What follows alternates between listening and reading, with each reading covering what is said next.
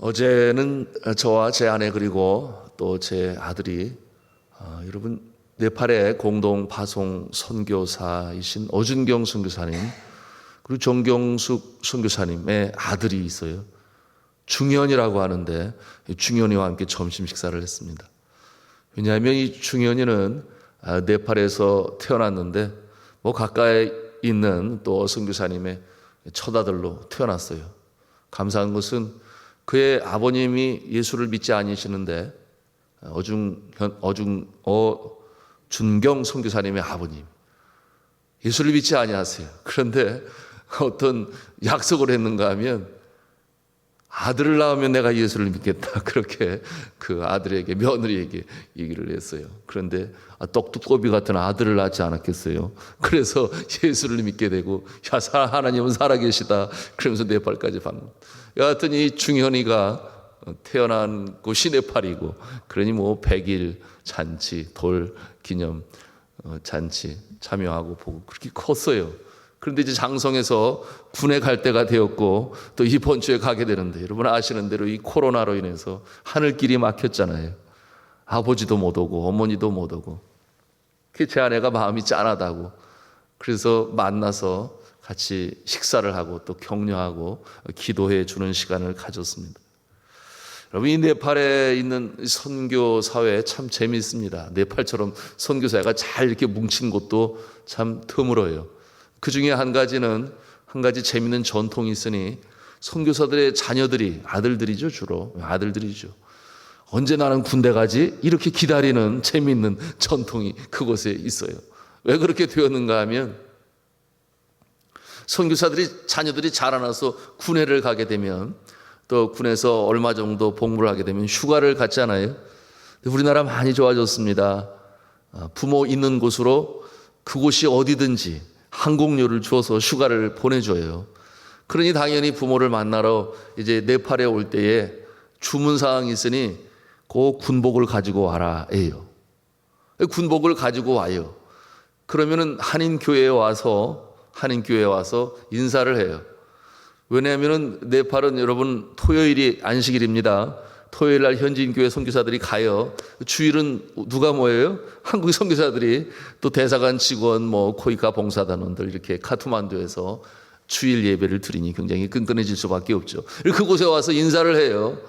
격려를 하고 군생활 잘하고 있습니다. 인사를 하는데 한 가지 의무사항이 뭐냐? 그 주일학교 함께 다니는 동생들 앞에서 군복을 탁 입고 그리고 자신이 군에서 배운 감사한 일들을 경험을 나누는 거예요. 그것이 숙제예요. 그런데 재미있는 것은 어떤 자녀는 공군으로 가고 어떤 자녀는 육군, 해군, 또 어떤 자녀는 해병대, 그런가 하면 카츄샤.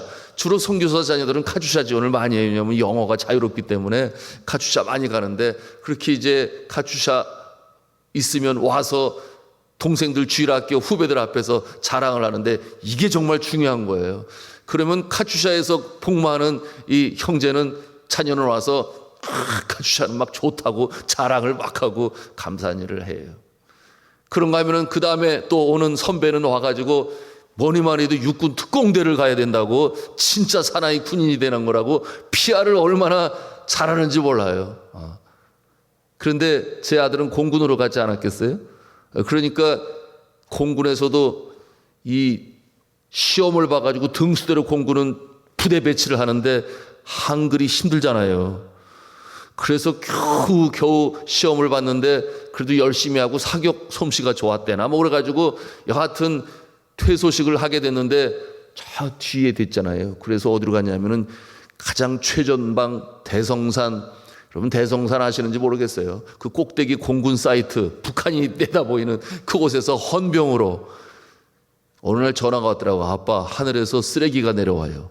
이게 뭔 소리가 했더니 눈이 오는데 한없이 내려서 눈을 치다보면 뒤돌아보면 눈이 또 쌓이고 있대. 근데 안 쓸면 그게 얼음장이 돼가지고 나중에 너무 힘들다는 거예요. 하여튼 그랬는데 공군 정복을 입고 동생들 앞에서 자랑을 한 거예요.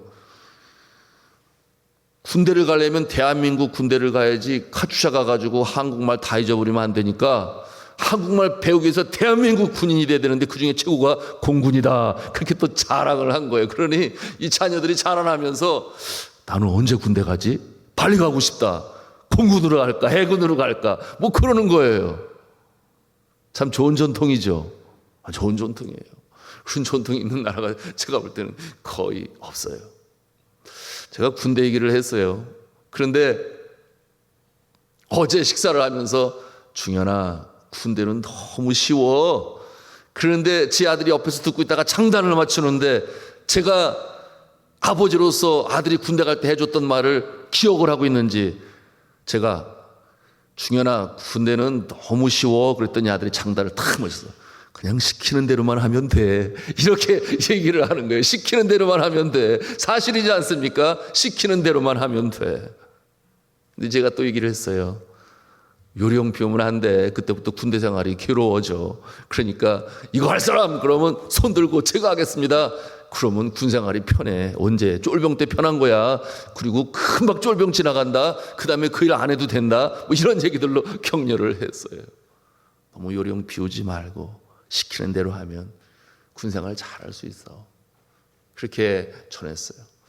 여러분, 오늘 본문의 말씀이 바로 이 군사로 부름을 받은 자들, 주의 정병으로 이와 같은 내용이 나옵니다. 오늘 말씀을 통해서도 우리가 배우는 바가 그것이에요. 우리는 모두가 다 주의 군사다.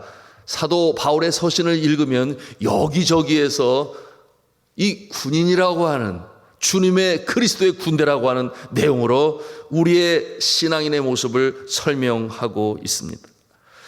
자, 성경 본문 2절의 말씀에 사도 바울은 디모데에게 조언을 해요. 너는 예수 그리스도의 병사다. 군인으로 표현을 합니다. 우리가 또한 그와 같은 모습이죠. 그리스도의 정병이다 그랬습니다. 실제적으로 영적 전쟁을 치르지 않습니까? 그러므로 성경은 말씀하기를 우리의 싸우는 병기는 육체에 속한 것이 아니요 오직 하나님 앞에서 견고한 진을 파하는 강력이라. 그렇게 고린도후서 10장 4절에 말씀합니다. 또한 에베소서 6장 11절에는 말씀을 해요. 마귀의 괴계를 능히 대적하기 위하여 하나님의 전신갑주를 입으라. 그렇게 그리스도의 정병 군인의 모습으로 갖춰야 할 그 모습을 말씀으로 전해주고 있어요. 우리가 그래야 한다는 것이죠. 구원의 투구를 쓰고 의의 흉배를 입고, 흉배가 뭐예요? 흉배 방탄조끼를 입어야 된다, 그런 것이죠. 그런가 하면은 믿음의 방패를 들고 진리의 허리띠를 띠고 복음의 신발을 신고. 복음의 신발, 이게 뭐겠습니까? 군화 아니겠습니까? 군화. 어느 곳을 밟아도 끄떡이 없는 그와 같은 이 복음의 신발을 신고, 그 다음에는 성령의 검을 들고 진지를 공격해야 되는데 이 성령의 검은 즉 하나님의 말씀이라 그랬으니 우리가 말씀으로 무장해야 영적인 전쟁에서 승리하는 줄로 믿으시길 바랍니다. 말씀은 너무나 중요한 것이에요. 핵심과도 같은 것이에요. 유일한 공격 무기가 뭐냐? 말씀이다. 나머지는 다 방어적인 그런 모습이고, 물론 복음의 신발, 복음을 전하는 것은 당연히 하나님의 나라를 이루어가는 일에 영적 전투에서 승리하는 군인이 되어야 한다 하는 내용으로 가르쳐 주고 있습니다. 자, 이와 같은 하나님의 나라를 수호하고 확장해 나가는 일에 군사로 부름받은 우리들이다 말씀하고 있어요. 다시 처음 그 모습으로 질문으로 돌아가는데 어떻게 이 영적 군대, 이 군 생활을 잘할 수 있겠습니까? 말씀드린 것처럼 군대는 너무 쉬워. 시키는 대로만 하면 돼 하는 것처럼 하나님의 말씀에 순종하고 나갈 때 주님께서 모든 것을 공급해 주시고 채워주시고 능력과 지혜와 총명을 주셔서 승리케 하시는 줄로 믿으시기를 바랍니다. 생각이 안 나면 교본이 있어요. 교본이 뭐겠습니까? 하나님의 말씀과 명령을 기록한 성경책이 교본이다. 거기에 상세히 다 기록이 되어 있습니다. 이처럼 우리는 주의 군사로서 이겨나갈 수 있는 것이, 그리고 말한 것처럼 요령 피우면 안 돼. 그때부터 생활이 괴로워져. 신실하게 충성되게 우리가 주의 말씀을, 명령을 따르는 군사가 되어야 되는데, 그런데 드물게 요령 피우는 모습들이 있어요. 교회 안에도 있어요. 그래서 저는 그들을 제 마음속으로 이렇게 불러요. 뻔순이 뻔돌이. 뺀질뺀질해가지고 천상유수 말은 잘하는데 정작 있어야 할 자리, 예배의 자리, 기도의 자리, 봉사의 자리에는 아무리 눈을 씻고 찾아봐도 보이지가 않아요. 우리 교회는 1명 내지 2명 있어요. 많이 없어요. 다들 열심히 하세요. 그런데 뻔순이와 뻔돌이가 있다, 요령을 피려고 하는 자가 있다, 하나님의 나라의 정병으로서의 자격은 아니다. 여러분, 오늘 말씀에 3절에 뭐라고 말씀하고 있습니까? 3절 말씀 같이 읽겠습니다. 시작. 너는 그리스도 예수의 좋은 병사로 나와 함께 고난을 받으라. 고난을 받을 때가 있어요. 그러나 이와 같은 고난은 어떠한 고난이겠습니까? 승리를 위한 고난이 된다. 그러니 보람으로 귀결 지어진다. 군생활할 때 우리 여성도님들은 잘 모르지만 남자 성도들은 금방 알아요. 제일 어려운 게 유격받는 일이 힘들고, 그 다음에는 공수훈련 받는 일이 힘들고, 저는 군종병과니까 교회 생활하니까 그런 거 안 해도 되는데 전투병과가 아니거든요. 근데 저희 섬기는 군목 목사님이 저보고 제대로 복음을 전하려면 어려운 것을 함께 해야 된다고 세상에 유격훈련 다 받고 공수훈련 다 받고 행군까지 다 받게 해가지고, 그렇게 하다 보니까 정말 그 곁에 대대 병력들 얼굴이 시커매요. 여러분, 24단이 양평이 교육사단인데, 교육은 밥 먹으면 훈련, 밥 먹으면 교육, 훈련 교육, 계속 시커먼데, 처음에 제가 연대 본부 병력으로 훈련장에 찾았더니 저를 막 까치 눈을 하고 쳐다봐요. 막 우리는 고생하는데 넌 놀고 있지, 이런 표정인데, 공수 훈련 받고 유격 훈련 받고 행군까지 같이 하고 그러니까 보는 눈이 완전히 달라졌어요. 그래서 가면은 동료로 인정을 하고 정말 함께 멍해를 진 그와 같은 모습이 되었는데요. 여러분, 이 고난을 받는다 하는 것은 바로 승리를 전제로 하는 그와 같은 고난이 되니 견디면 돼. 그러면 승리와 보람이 있을 거야. 믿으시면 아멘 하시기 바랍니다. 그래서 고난도 보람이요, 그 맛이 단 것이에요. 여러분, 선교지에서도 마찬가지죠. 시간이 갈수록 환경은 열악하니 어려운 일들이 벌어지지만, 그러나 시간이 가면서 알게 되었어요. 보람의 무게가 점점 더 무거워진다. 그러니 고난을 이기는 보람, 이것이 이 땅에 살아가는 좁은 길, 좁은 문을 찾는 믿음의 사람들의 모습인 것이에요. 그러니 좁은 길을 걸으면서도 찬송을 부를 수 있다. 이것은 경험해 보지 않으면 모르는 거예요. 세상 사람들의 눈으로 보면 도무지 이해가 안 될 거예요. 자원하는 마음으로 감당하잖아요. 휴가를 반납하고 여름철에 선교지에 가서 그 뜨거운 태양볕에서 땀방울 흘리며 봉사를 하는데, 그들이 그런 거예요. 이 맛을 몰라. 이 맛을 몰라. 사랑하는 성도 여러분, 우리가 그리스도의 군사로 나아갈 때 때로 고난이 있습니다. 그러나 그것은 승리를 전제로 하는 것이니 견디고 나면 그 보람과 기쁨은 더 이상 말할 나위가 없다. 이 일에 복 있는 자의 모습이 되시기를 주님의 이름으로 축복합니다. 자, 이 말씀에서 병사로, 4절이에요. 4절 말씀. 병사로 복 많은 자는 자기 생활에 얽매이는 자가 하나도 없나니, 그렇게 말씀하고 있어요. 이게 무슨 말이겠어요? 임무를 감당하기 위해 그저 시키는 일, 명령에 집중하면 된다. 얽매이는 것이 없다. 그럼에도 불구하고 얽매임이 있는 자는 그럼 어떠한 자들인가? 자기 생활에 얽매인다 그랬어요. 자기 생활. 이 자기 생활이 도대체 뭘까요? 군인이 되었음에도 불구하고 군에 입대하기 전에 아직 완전히 떠나지 못한 이 세속적인 삶을 지적하고 있는 것입니다. 아직 내려놓지 못한, 주님을 따른다고 하면서 여전히 끊어내지 못한 구습과 같은 잘못되어진 세속적인 그와 같은 것들이 나를 붙잡고 있어요. 그런가 하면은 훈련과 교육과 전투에 집중하지 못하게 하는 염려와 근심거리들이 있어요. 너의 염려가 너의 길을 한 자라도 크게 하지 못한다. 여러분, 우리의 삶 가운데 염려 없는 사람 없겠지요.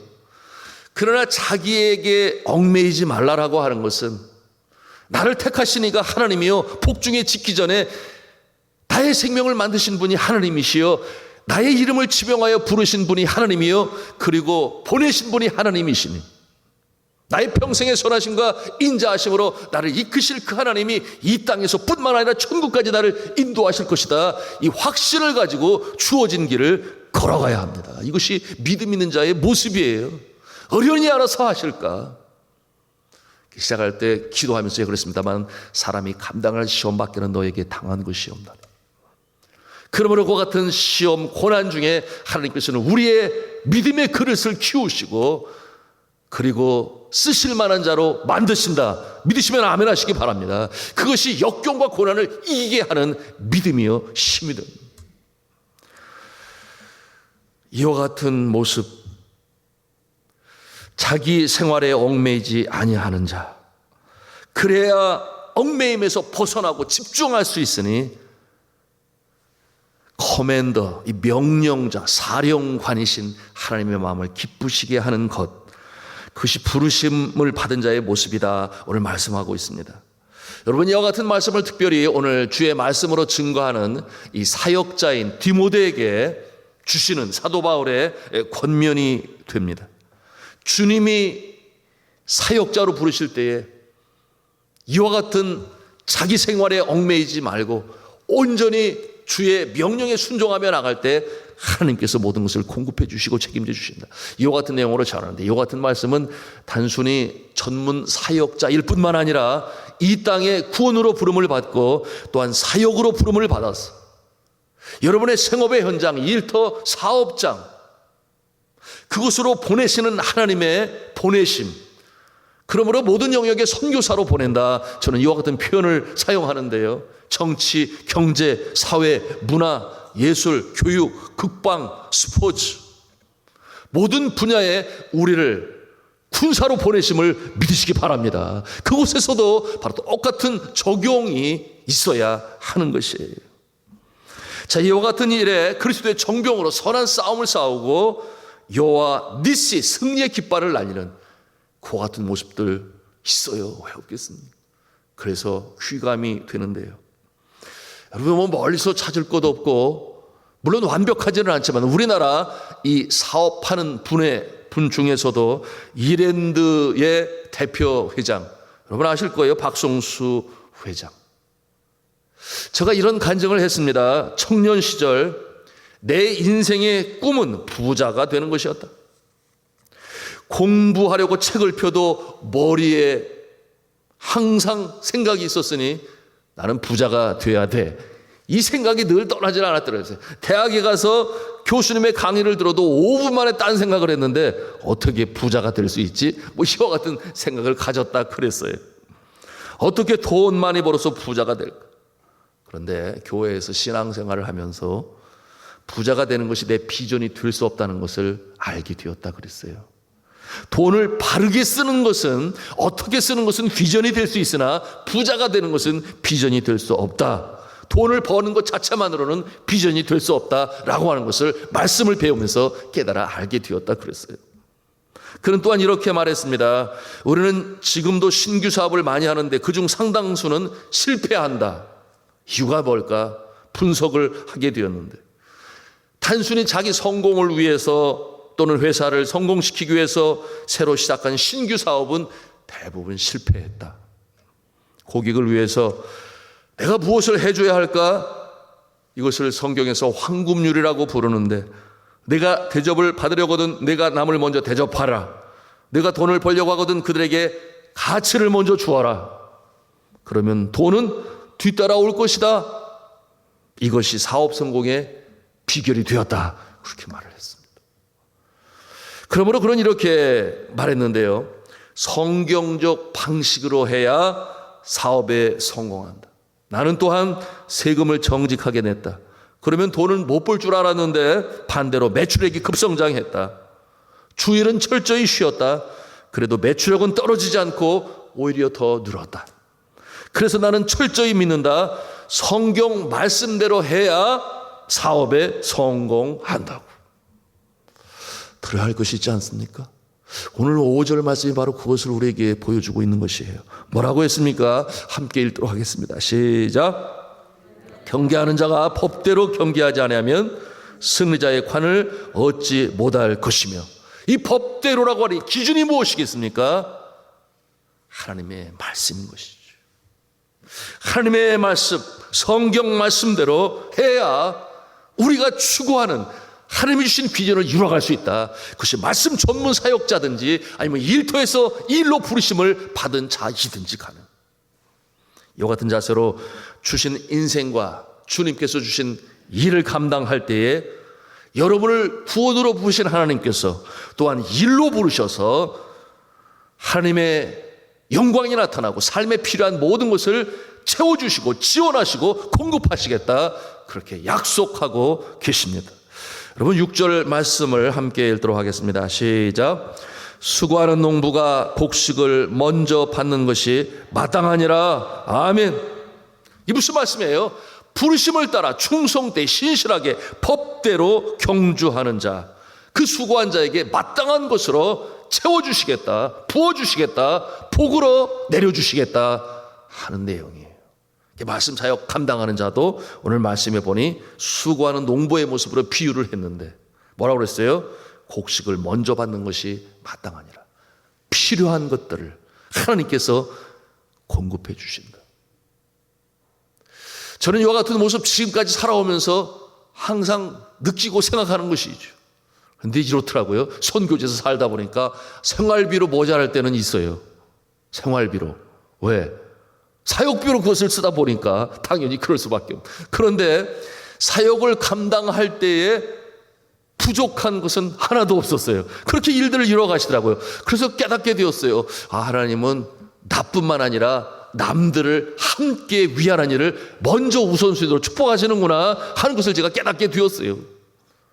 그리고 열심히 사역 감당하면은 자녀들 나중에 대학 입학할 때에 필요한 것들 다 주실 줄 알았어요. 그런데 고3이 되고 대학 입학금 때가 되었는데 아니더라고요, 그게.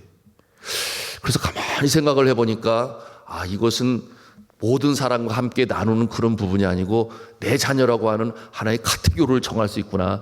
그래서 늦게 주시려나 뭐 이런 생각도 많이 했습니다만은 또 어려움도 있었지만, 그러나 그와 같은 상황 가운데에서 뭐 제 자녀는 졸업할 때까지 하루도 빠짐없이 일식집에서 알바를 하면서 벌을 것 벌어가면서 할 수 있는 자생 능력을 갖게 되었으니 나중에 그게 또 감사할 조건이 되더라고요. 모든 것을 100% 다 지원하지 않는 것이 조금 부족하게 크는 것이 하나님을 의지하고 기도하게 되는 방편이 되는구나. 물론 그와 같은 상황 가운데서 또 부모로서 해야 할, 지원해야 할 그런 일을 하다 보니 결혼할 때 저희 형님이 야, 무슨 목회자가 집을 살 돈이나 벌 수 있겠어, 그러면서 사준 이 건영 아파트 18평형 그거 처분해가지고 뭐 교육을 마치긴 했습니다마는, 사랑하는 성도 여러분, 분명한 것은 하나님께서 신실하게 법대로 경주하는 자 채우심을 믿으시기 바랍니다.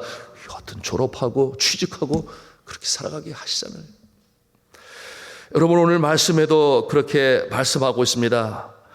오늘 7절 말씀을 한번 같이 읽기를 원하는데요. 같이 읽겠습니다. 시작. 내가 말하는 것을 생각해보라. 주께서 범사에 내게 총명을 주시리라.